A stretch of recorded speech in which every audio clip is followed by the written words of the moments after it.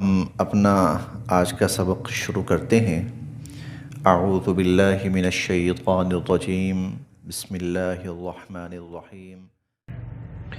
ان الذين آمنوا والذين هادوا والصابئين والنصارى والمجوس والذين أشركوا ان الله يفصل بينهم يوم القيامة ان الله على كل شيء شهيد۔ انا بے شک، الذین جو لوگ، آمنو ایمان لائے، ان الذین آمنو بے شک جو لوگ ایمان لائے، والذین اور جو لوگ، ہادو یہودی ہوئے، والصابئین اور جو لوگ صابی ہوئے۔ پہلے بھی یہ لفظ گزر چکا ہے۔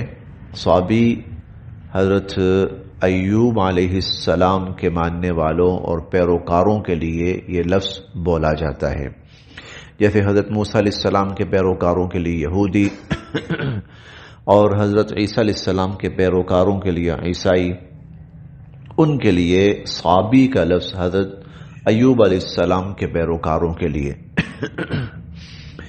والنصارى اور جو لوگ عیسائی ہوئے، والمجوس اور جو مجوسی یعنی آتش پرست، آگ کی پوجا کرنے والے ہوئے،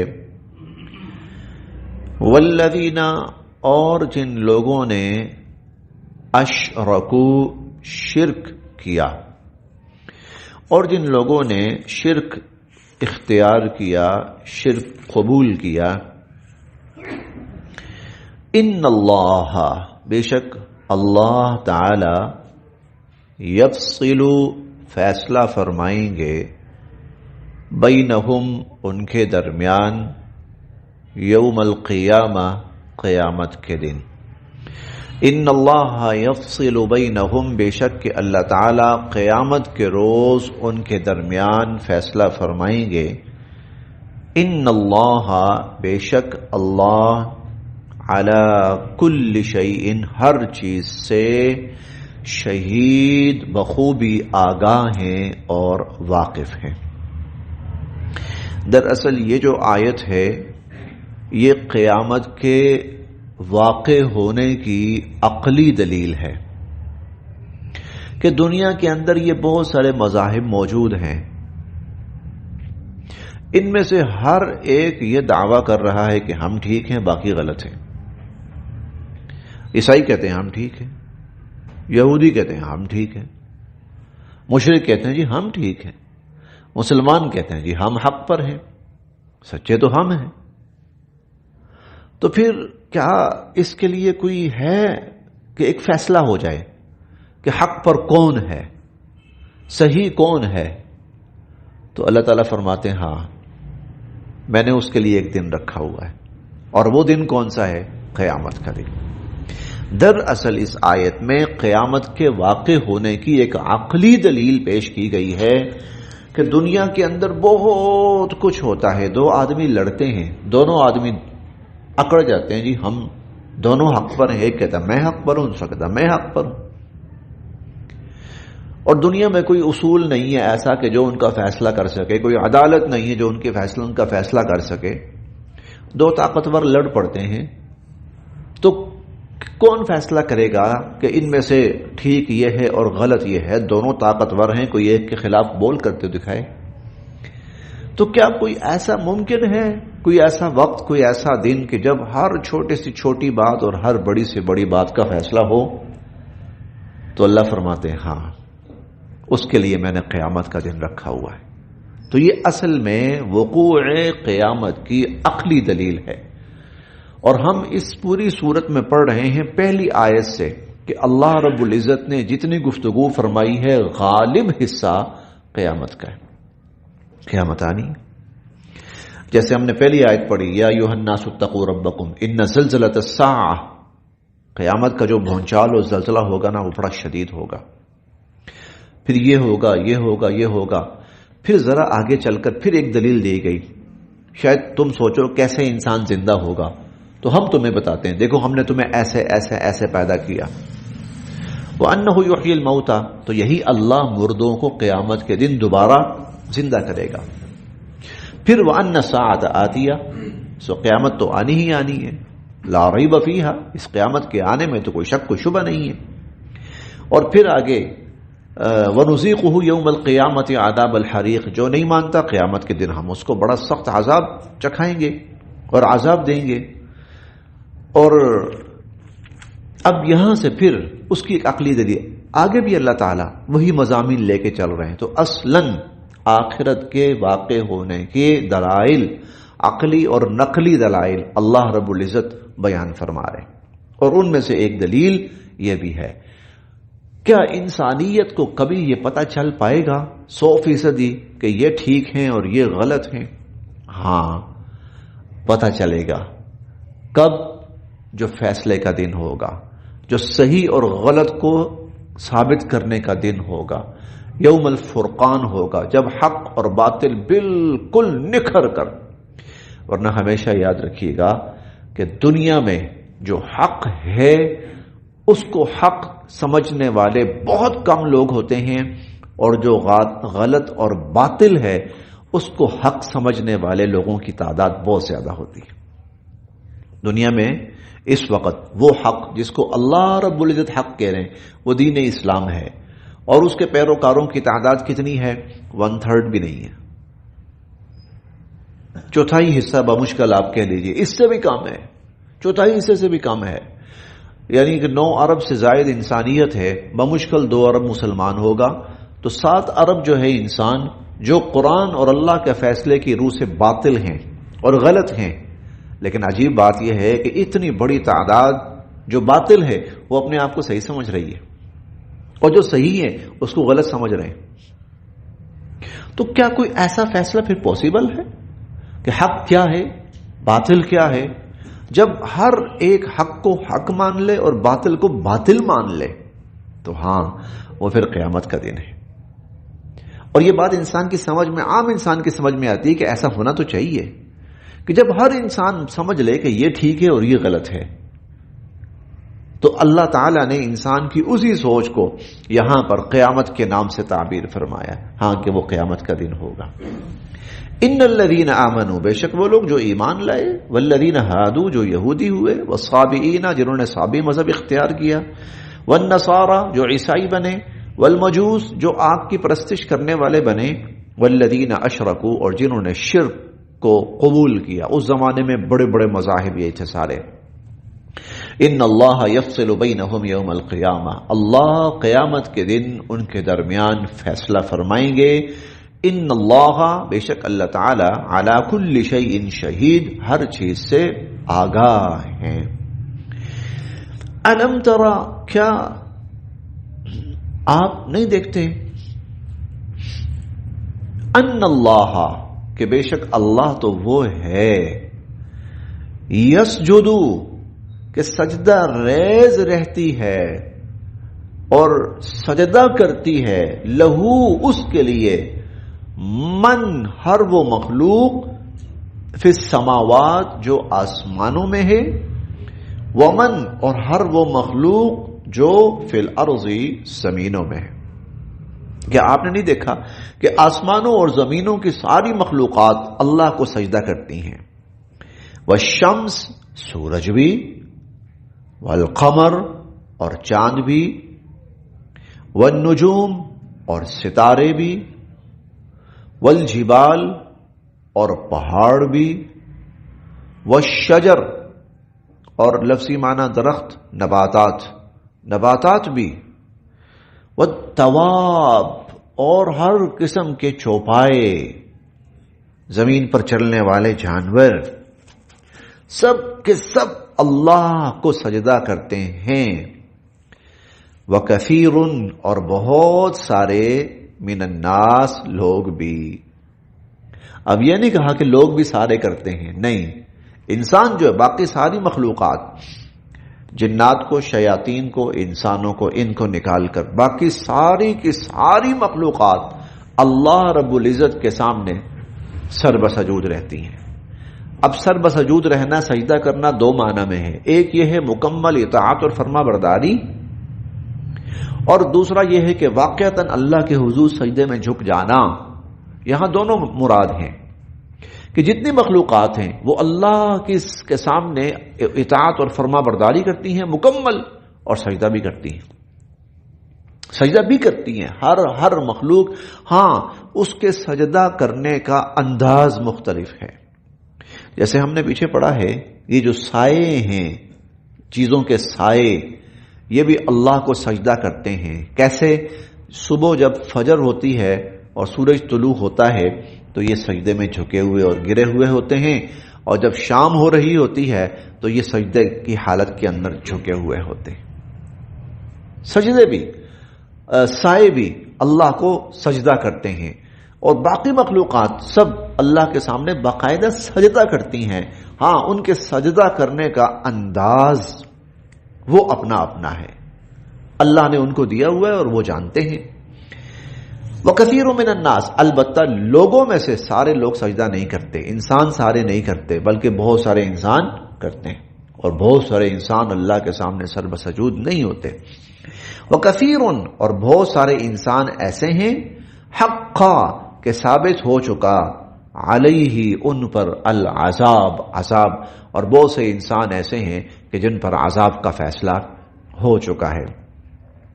ومن، اور وہ یہن، رسوا کریں اللہ، جسے اللہ، ومن یہن اللہ، اور جس کو اللہ رسوا کرے، فما، تو نہیں ہے، لہو، اسے، من مکرم، کوئی عزت دینے والا. جسے اللہ رسوا کریں اسے پھر کوئی عزت دینے والا نہیں ہے. ان اللہ، بے شک اللہ، یفعلو، کرتے ہیں، ما یشاء، جو وہ چاہتے ہیں. اللہ جو چاہتے ہیں وہ کرتے ہیں. اب چونکہ اس میں ساری مخلوقات کے سجدہ کرنے کا ذکر ہے، اور کچھ انسانوں کے سجدہ کرنے کا بھی ذکر ہے، اور کچھ انسانوں کے سجدہ نہ کرنے کا ذکر ہے، تو جب بھی یہ آیت آئے گی ہم پڑھیں گے تو پھر ہمیں بھی چاہیے کہ ہم سجدہ کرنے والوں میں شامل ہوں، نہ یہ کہ سجدہ سے انکار کرنے والوں میں. اسی لیے یہ آیت سجدہ کہلاتی ہے، سجدہ واجب ہے. انشاءاللہ سبق کے اختتام پر ہم ایک سجدہ تلاوت کریں گے. تو ان اللہ یفعل ما یشاء، بے شک اللہ تعالی جو چاہتے ہیں وہ کرتے ہیں. ہذان، یہ دو، یعنی مومن و کافر، یعنی مومن اور کافر، خصمان، فریق، ہذانی خصمان، یہ دو فریق، اختصموا، ان میں جھگڑا ہوا، فی ربہم، اپنے رب کے بارے میں. یہ جھگڑے اپنے رب کے بارے میں، ان دونوں فریقوں میں اپنے رب کے حوالے سے اپنے رب کے بارے میں جھگڑا ہوا. ظاہر ہے اس جھگڑے میں ایمان والے حق پر تھے اور کافر وہ باطل پر تھے. فالذین، پس وہ لوگ، کفروا، جنہوں نے کفر اختیار کیا، جن لوگوں نے کفر اختیار کیا، قطعت، پہنائے جائیں گے، لہم، انہیں، ثیاب، کپڑے، من نار، آگ کے، ان کو لباس بھی آگ کا پہنایا جائے گا. یصب، اور انڈیلا جائے گا، من فوقی، اوپر، رؤوسہم، ان کے سروں کے، اور ان کے سروں کے اوپر انڈیلا جائے گا، الحمیم، کھولتا ہوا پانی، گرم پانی، ان کے سروں پر ڈالا جائے گا، انڈیلا جائے گا، اور اس پانی کی گرمی کی شدت کا عالم یہ ہوگا، اس پانی کی گرمی کی شدت کا عالم یہ ہوگا کہ یصہر بہ، گھل کر رہ جائے گی اس سے، ماں، ہر وہ چیز، فی بطونہم، جو لوگوں کے پیٹوں میں ہوگی. یعنی پانی تو سر پہ ڈالا گیا ہے، لیکن اس سر پہ ڈالے ہوئے پانی نے، سر پہ آیا وہ پانی، وجود کے اوپر آیا، جلد کے اوپر، کھال کے اوپر آیا، لیکن اس قدر گرم ہے کہ اس کی گرمائش نے پیٹ کے اندر جو کچھ ہے نا اس کو بھی گلا کے رکھ دیا. یصہر بہ ما فی بطونہم والجلود، جو کچھ ان کے پیٹوں میں ہوگا اور جو ان کی کھالیں ہوں گی اس پانی سے وہ گل کر رہ جائیں گی. وَلَهُمْ، اور ان کے لیے مقامع، ہتھوڑے ہوں گے، من حدید، لوہے کے، اور ان کے لیے لوہے کے ہتھوڑے ہوں گے. کلما، جب کبھی بھی، ارادو، وہ چاہیں گے، ان یخرجو، کہ وہ نکلیں، منہا، اس عذاب سے، جب بھی وہ اس عذاب سے نکلنا چاہیں گے، من غم، اس مصیبت کی وجہ سے، اس مصیبت کی وجہ سے جب بھی اس عذاب سے نکلنا چاہیں گے، اعیدو، واپس لوٹا دیے جائیں گے، فیہا، اسی عذاب میں. وذوقو، اور کہا جائے گا چکھو، عذاب الحریق، جلنے کا عذاب، جلنے کا عذاب چکھو. اب یہ پانی گرم ہوا ہے، کس پہ گرم ہوا ہے؟ آگ پر. آگ پر پانی گرم ہوا ہے تو اس پانی کی گرمی کی شدت کا یہ عالم ہے کہ سر پہ ڈالا گیا تو سر کے اندر، اور جب وجود پہ ڈالا گیا تو پیٹ کے اندر جو چیزیں ہیں وہ ان کو بھی گلا کے رکھ دے گا. جس پانی کی شدت کا یہ عالم ہے تو اس آگ کی شدت کا کیا عالم ہوگا؟ اس آگ کی شدت کا جس کے اوپر وہ پانی گرم ہوا ہے.